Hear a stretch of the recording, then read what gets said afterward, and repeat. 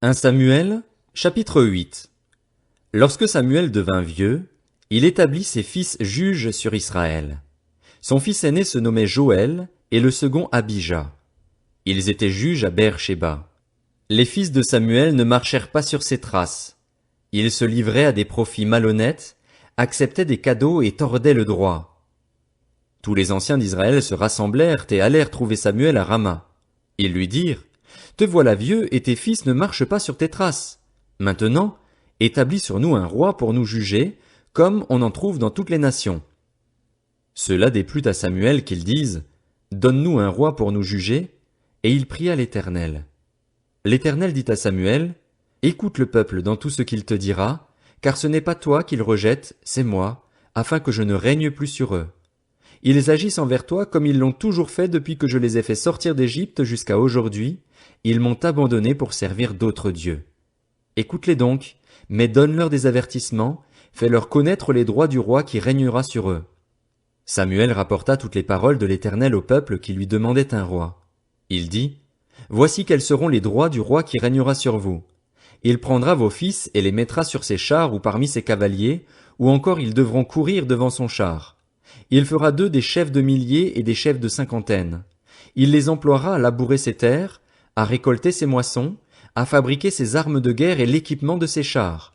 Il prendra vos filles pour faire d'elles des parfumeuses, des cuisinières et des boulangères. Il prendra la meilleure partie de vos champs, de vos vignes et de vos oliviers et la donnera à ses serviteurs. Il prendra la dîme du produit de vos champs et de vos vignes et la donnera à ses serviteurs. Il prendra vos esclaves et vos servantes, vos meilleurs bœufs et vos ânes et se servira d'eux pour ses travaux. Il prendra la dîme de vos troupeaux et vous serez vous-même ses esclaves. Alors vous crierez contre votre roi, celui que vous vous serez choisi, mais l'Éternel ne vous exaucera pas. Le peuple refusa d'écouter Samuel. Cela ne fait rien, dirent-ils. Il y aura quand même un roi sur nous, et nous aussi nous serons pareils à toutes les nations. Notre roi nous jugera, il marchera à notre tête et conduira nos guerres. Après avoir entendu toutes les paroles du peuple, Samuel les répéta à l'Éternel, et l'Éternel lui dit: Écoute-les, et établis un roi sur eux. Samuel dit aux hommes d'Israël: Que chacun retourne dans sa ville. 1 Samuel, chapitre 9. Il y avait un homme de Benjamin appelé Kis. Il était fils d'Abiel, petit-fils de Tséror, descendant de Bécorath, d'Aphiar, lui-même fils d'un benjaminite. C'était un vaillant guerrier. Il avait un fils du nom de Saül, qui était jeune et beau, plus beau que tous les Israélites, et qui les dépassait tous d'une tête. Les ânesses de Kis, le père de Saül, s'égarèrent et Kis dit à son fils Saül: Prends avec toi l'un des serviteurs, lève-toi et va à la recherche des ânesses. Saül traversa la région montagneuse d'Éphraïm et le pays de Shalisha sans les trouver. Ils passèrent par le pays de Shalim et elles n'y étaient pas. Ils parcoururent le pays de Benjamin et ils ne les trouvèrent pas.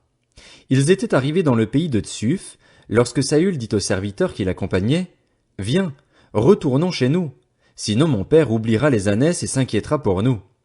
Le serviteur lui dit: Il y a dans cette ville un homme de Dieu, et c'est un homme estimé.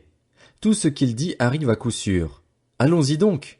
Peut-être nous fera-t-il connaître le chemin que nous devons prendre. Saül dit à son serviteur: Mais si nous y allons, qu'apporterons-nous à l'homme de Dieu?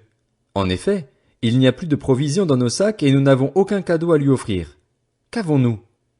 Le serviteur reprit la parole et dit à Saül: J'ai sur moi un peu d'argent. Je le donnerai à l'homme de Dieu et il nous indiquera notre chemin. Quand on allait consulter Dieu, on disait autrefois en Israël: Venez, allons trouver le voyant. Celui qu'on appelle aujourd'hui prophète s'appelait en effet autrefois voyant. Saül dit à son serviteur: Tu as raison, viens, allons-y. Et ils se rendirent à la ville où se trouvait l'homme de Dieu. Alors qu'ils montaient à la ville, ils rencontrèrent des jeunes filles sorties pour puiser de l'eau et ils leur demandèrent: Le voyant est-il ici? Elles leur répondirent: Oui, il est devant toi, mais dépêche-toi. Il est venu aujourd'hui en ville parce qu'il y a un sacrifice pour le peuple sur le haut lieu. Dès que vous serez entrés dans la ville, vous pourrez le trouver avant qu'il ne monte au haut lieu pour manger. En effet, le peuple ne mangera pas avant son arrivée parce qu'il doit bénir le sacrifice. Après cela seulement, les invités mangeront. Montez donc, car vous le trouverez maintenant. Ils montèrent alors à la ville. Ils étaient arrivés au milieu de la ville quand ils rencontrèrent Samuel qui sortait pour monter au haut lieu. Or, un jour avant l'arrivée de Saül, l'Éternel avait averti Samuel en disant: Demain, à cette heure-ci, je t'enverrai un homme du pays de Benjamin. Tu le désigneras par onction comme chef de mon peuple, d'Israël. Il sauvera mon peuple de l'oppression des Philistins. En effet, j'ai regardé mon peuple parce que son cri est venu jusqu'à moi. Lorsque Samuel eut aperçu Saül, l'Éternel lui dit: Voici l'homme dont je t'ai parlé. C'est lui qui régnera sur mon peuple. Saül s'approcha de Samuel au milieu de la porte de la ville et lui dit: Indique-moi, je t'en prie, où se trouve la maison du voyant? Samuel répondit à Saül: C'est moi qui suis le voyant. Monte devant moi au haut lieu et vous mangerez aujourd'hui avec moi. Je te laisserai partir demain, après t'avoir donné réponse pour tout ce qui te préoccupe. Ne t'inquiète pas pour les ânesses que tu as perdues il y a 3 jours, car elles sont retrouvées. Et pour qui est réservé tout ce qu'il y a de précieux en Israël? N'est-ce pas pour toi et pour toute ta famille? Saül répondit: Ne suis-je pas benjaminite, membre de l'une des plus petites tribus d'Israël, et mon clan n'est-il pas le plus insignifiant de tous ceux que compte la tribu de Benjamin? Pourquoi donc me tiens-tu ce discours?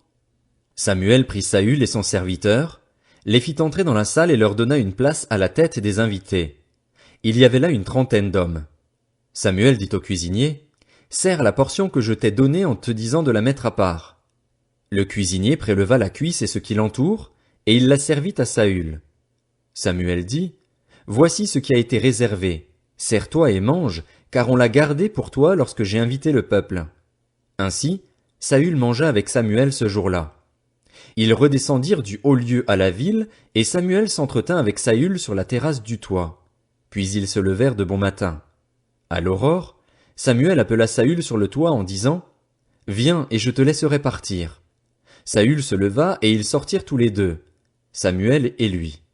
Quand ils furent descendus à la limite de la ville, Samuel dit à Saül: Dis à ton serviteur de passer devant nous. Le serviteur passa devant. Arrête-toi maintenant, reprit Samuel, et je vais te faire connaître la parole de Dieu.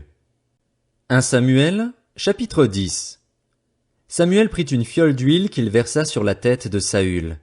Il l'embrassa et dit: L'Éternel t'a désigné par onction pour que tu sois le chef de son héritage. Aujourd'hui, après m'avoir quitté, tu trouveras 2 hommes près du tombeau de Rachel, sur la frontière de Benjamin, à Tseltsar.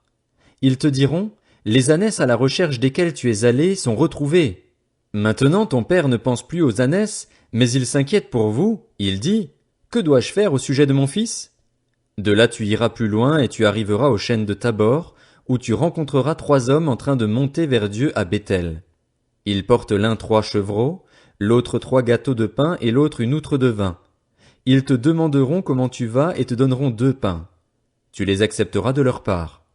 Après cela, tu arriveras à Gibéa Elohim, où se trouve une garnison de Philistins. En entrant dans la ville, tu rencontreras une troupe de prophètes qui descendent du haut lieu, précédés du luth, du tambourin, de la flûte et de la harpe, et qui prophétisent. L'Esprit de l'Éternel viendra sur toi. Tu prophétiseras avec eux et tu deviendras un autre homme. Lorsque ces signes se seront réalisés pour toi, fais ce que tu trouveras à faire, car Dieu est avec toi. Puis tu descendras avant moi à Gilgal. Je descendrai vers toi pour offrir des holocaustes et des sacrifices de communion. Tu attendras 7 jours, jusqu'à ce que j'arrive vers toi et que je te dise ce que tu dois faire. Dès que Saül eut tourné le dos pour se séparer de Samuel, Dieu lui donna un autre cœur et tous ces signes se réalisèrent le même jour. Lorsqu'ils arrivèrent à Gibéa, une troupe de prophètes vint à sa rencontre. L'Esprit de Dieu vint sur lui et il prophétisa au milieu d'eux. Tous ceux qui l'avaient connu auparavant virent qu'il prophétisait avec les prophètes, et les membres du peuple se disaient l'un à l'autre: Qu'est-il arrivé au fils de Kis? Saül est-il aussi parmi les prophètes? Quelqu'un de Gibéa ajouta: Et qui est leur père? De là vient le proverbe: Saül est-il aussi parmi les prophètes? Lorsqu'il eut fini de prophétiser, Saül se rendit au haut lieu. Son oncle lui demanda, ainsi qu'à son serviteur: Où êtes-vous allés? Saül répondit: À la recherche des ânesses, mais nous ne les avons pas aperçus et nous sommes allés trouver Samuel. L'oncle de Saül reprit: Raconte-moi donc ce que vous a dit Samuel. Saül répondit à son oncle: Il nous a assuré que les ânesses étaient retrouvées. Il ne lui dit rien de la royauté dont avait parlé Samuel. Samuel convoqua le peuple devant l'Éternel à Mitzpa. Il annonça aux Israélites, Voici ce que dit l'Éternel, le Dieu d'Israël. C'est moi qui ai fait sortir Israël d'Égypte, qui vous ai délivré de la domination des Égyptiens et de tous les royaumes qui vous opprimaient. Et aujourd'hui, vous rejetez votre Dieu, celui qui vous a délivré de tous vos maux et de toutes vos souffrances, et vous lui dites, Établis un roi sur nous. Présentez-vous maintenant devant l'Éternel par tribus et par milliers. Samuel fit approcher toutes les tribus d'Israël, et la tribu de Benjamin fut désignée. Il fit approcher la tribu de Benjamin clan par clan, et le clan de Matri fut désigné. Puis Saül, fils de Kis, fut désigné. On le chercha, mais on ne le trouva pas. On consulta de nouveau l'Éternel en demandant, Y a-t-il encore un homme qui soit venu ici? L'Éternel dit, Il est caché vers les bagages. On courut le tirer de là, et il se présenta au milieu du peuple. Il les dépassait tous d'une tête.